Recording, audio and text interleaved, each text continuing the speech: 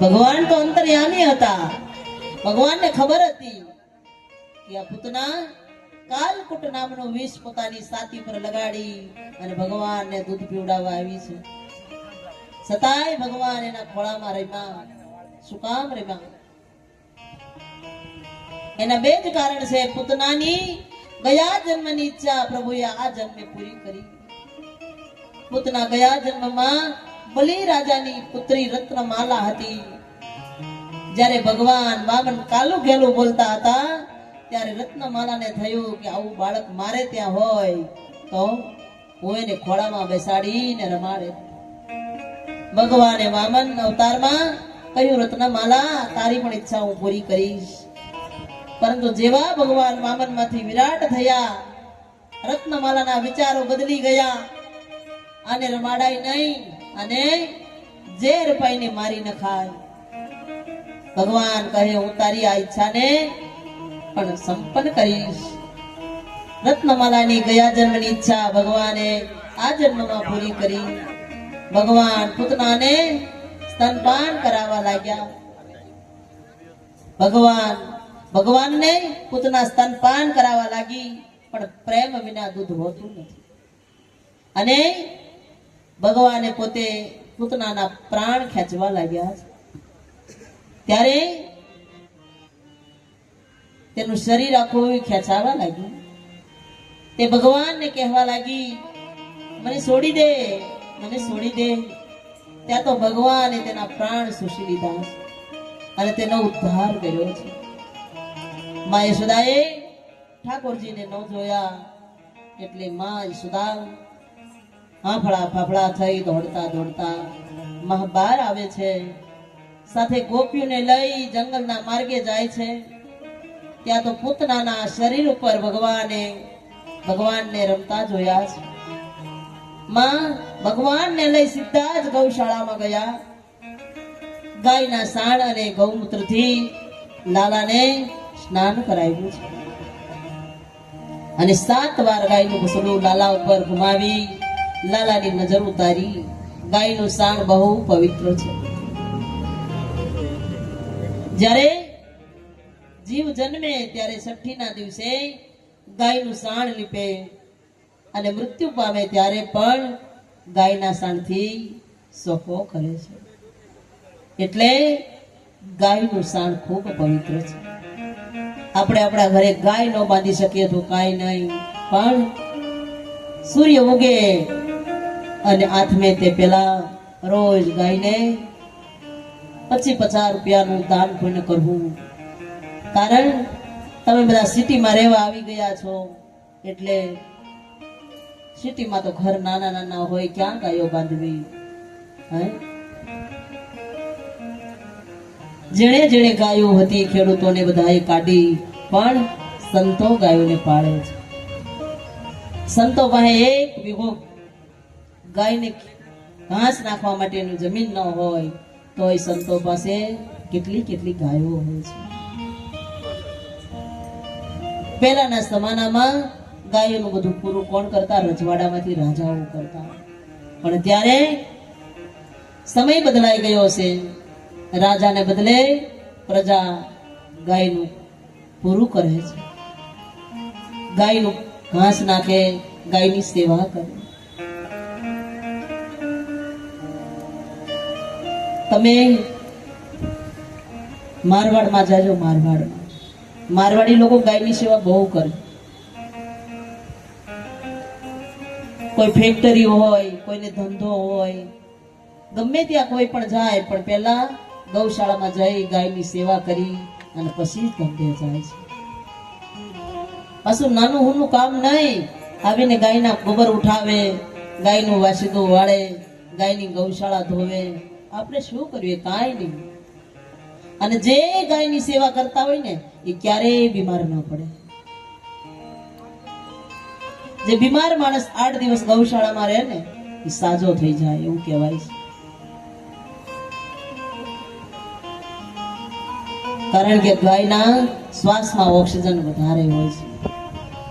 આ કોરોના કાળ આવ્યો ત્યારે ઓક્સિજનની જરૂર પડી હતી, પણ ગૌશાળામાં કોણ આવવા દે?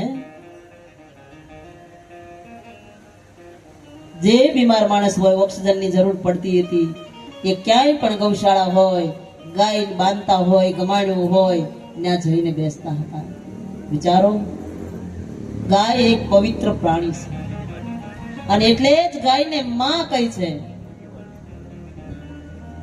બીજા ઘણા પશુઓ છે છતાંય ગાયને કેમ માં કહી? હે, એક દિવસ ગાય જંગલમાં સરવા ગઈ અને જંગલમાં સરતી હતી ત્યારે જંગલમાં એક સિંહ આવ્યો અને સિંહ આવીને કહેવા લાગ્યો, ગાય આજ હું તને ખાઈ જઈશ. આજ મને પરમાત્માએ સુંદર મજાનું ભોજન મોકલ્યું છે, આજ હું તને ખાધા વિના નહીં રહું. આજ હું તારું મારણ કરીશ, આજ હું તને ખાઈ જઈશ. ત્યારે ગાય માતા એટલું બોલી છે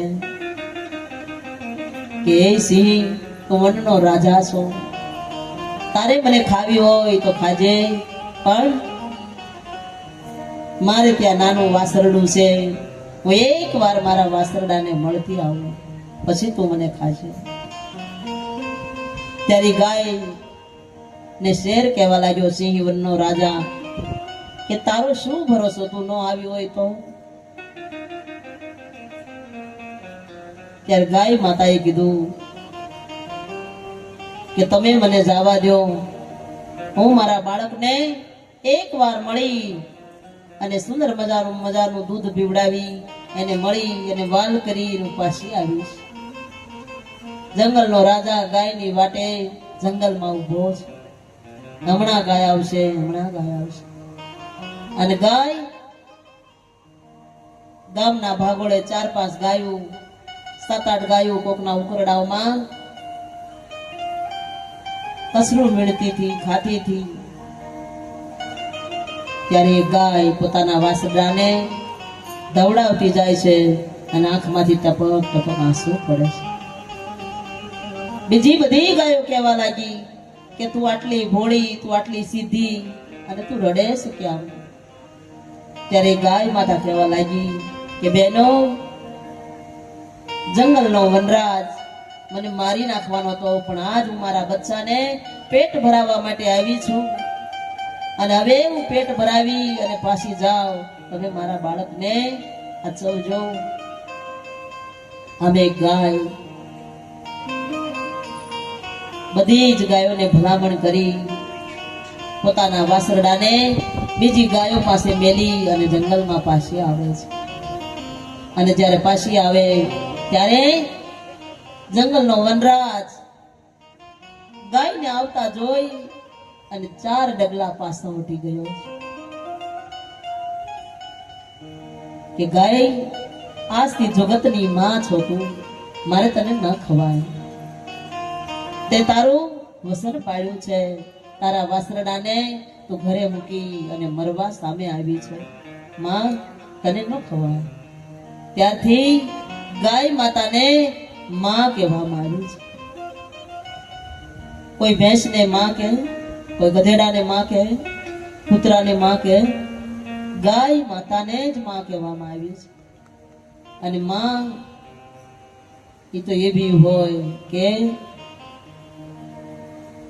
માં શબ્દ કયો ને ત્યારે આખું મોઢું ભરાઈ જાય.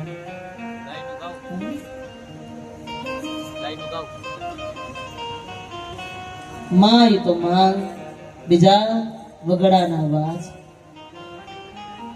એટલે જ ગૌ માતાને માં કહેવામાં આવી છે. અને જંગલનો રાજા 4 ડગલા પાછો હટી ગયો. ગાય માતાને ખાતો નથી, શિકાર કરતો નથી અને ગાય પાછી પોતાના વાસરડા પાસે આવી લાંબી લહર કે લાંબી જીભથી વાસરડાને ચાટવા લાગી. એટલે જગતમાં ગા અને માં બે જ દુખી છે, બીજું કોઈ દુખી છે નહીં. અને એને જ દયા આવે છે. મરવા ટાણે પાછું કોણ જાય? કોઈ જાય? તો ગાય અને માય એ બે દુખી છે. અને આ મહિલા મંડળે, ગેલેક્સી પેશિયાની મહિલા મંડળે સુંદર મજાનું આયોજન કર્યું અને ગાયના લાભાર્થે કર્યું છે. ધન્ય છે એ બહેનોને કે એને આવો અધિક મહિનામાં સુંદર વિચાર આવ્યો. બીજા બધા જીવાતમાં તો માગી ભીખીને ગમે ત્યાંથી ખાશે, પણ આવા અબોલ જીવ આપણે પાસે કાંઈ ને કાંઈ ભગવાને આપ્યું હોય તો થોડાક માંથી થોડુંક કાઢીને ગાય માતાને જરૂર આપો, અને એ જ પુનાય આપણી લખાશે. બાકી બધા બંગલા, મોટરો, ગાડી બધું જ પડ્યું રહેવાનું છે. એક દી તો જવાનું જ છે. તારા મોટા મોટા બંગલા રે, મોટર ને વાડી ગાડી, તારા મોટા મોટા બંગલા રે, મોટર ને ગાડી વાળી. તારા મોટા મોટા બંગલા રે, મોટર ને ગાડી વાળી. તારા મોટા મોટા બંગલા રે, મોટર ને ગાડી વાળી. બધી માયા મૂડી મેળવીને ખાલી હાથે જાવું પડશે. બધી માયા મૂડી મેળવીને ખાલી હાથે જાવું પડશે. આ કાયામાંથી હંસલો રે, ઓશિંતાનો ઉડી જશે. એવા કયામાંથી હંસલો રે, ઓશિંતાનો ઉડી જશે. આ કાયામાંથી હંસલો રે, ઓશિંતાનો ઉડી જશે. એવા કયામાંથી હંસલો રે, ઓશિંતાનો ઉડી જશે. કોણ જાણે છે કાળને રે, કાલે કાલે કેવું થશે. એવું જાણી શક્યો કાલને રે, સવારે કાલ કેવું હશે. જય હો.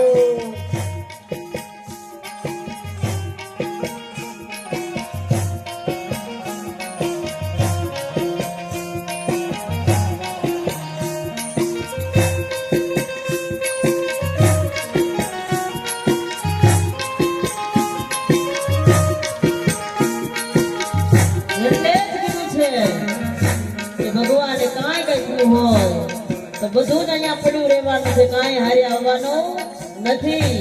એટલે જે હાથે દાન કર્યું હોય એ બીજા હાથને ખબર ન પડવા દેવી, કાંઈ કરી લેવું.